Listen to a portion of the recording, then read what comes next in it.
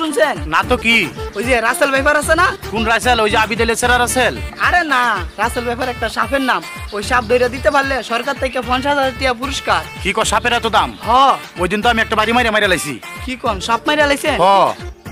আরে তুই কোনো চিন্তা করিস না, আমার বাড়ির পিছে আরো অনেক সাপ আছে।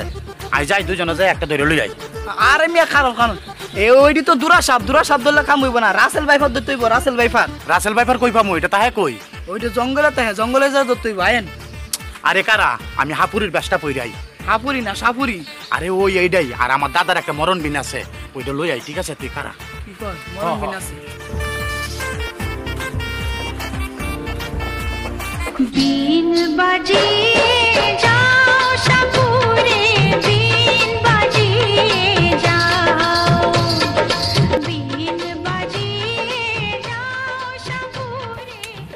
হে আল্লাহ, রাসেল ভাইপার সাপ যাতে ধরতে পারি। এই দেখ, এটা হচ্ছে মরণ বিন। এই বিন বাজাই আমার দাদা মারা গেছে, আমার বাবাও মারা গেছে। এই বিন বাজাইলে যত বড় সাপও গায়ে পড়বো।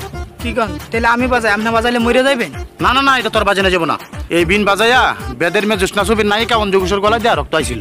চাচা, ওই যে বেদের মেয়ে জোসনা ছবির মরণ বিন তো কালো ছিল। আরে বাতিজা, এটা ডিজিটাল যুগ না, তাই উন্নত করছে এটা। উন্নত করছে? হ্যাঁ। আচ্ছা শুরু করেন। ঠিক আছে, তাহলে আমি শুরু করলাম। হ্যাঁ, শুরু করেন।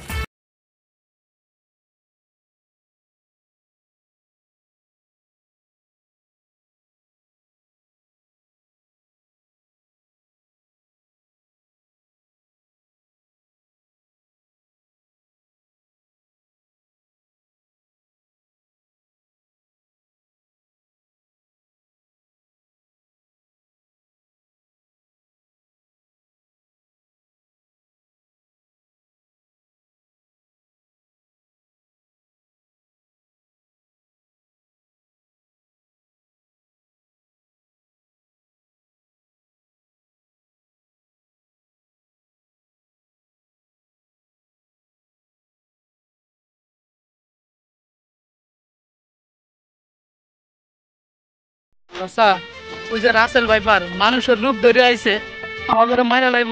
কেমনে চাইছে দেন, আমনে তাই হ্যাঁ ধরে লই আমি যাই। এই বাতিজা, তুই আমার তুই কই যাস? এ রাজেল ভাইপার, তুমি আমার মাফ করে দাও, আর কোনোদিনই না আইতাম না। তাও এই বাতিজা, কারা কারা